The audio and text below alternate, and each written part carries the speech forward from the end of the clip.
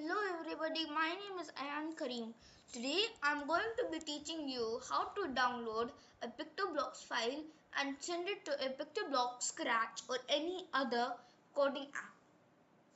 So let's get started. First we'll go to my video.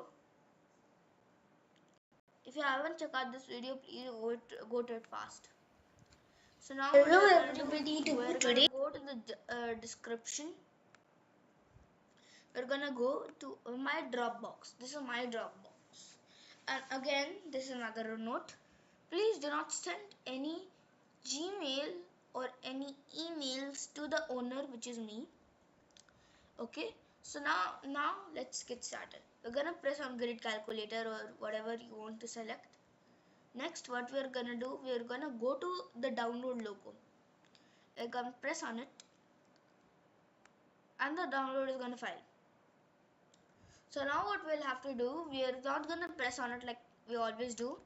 We're gonna go to Pictoblox and go to file and load from your computer. Now just select whatever you want to get it, and now it will just load. So thanks for watching the tutorial. Now get out.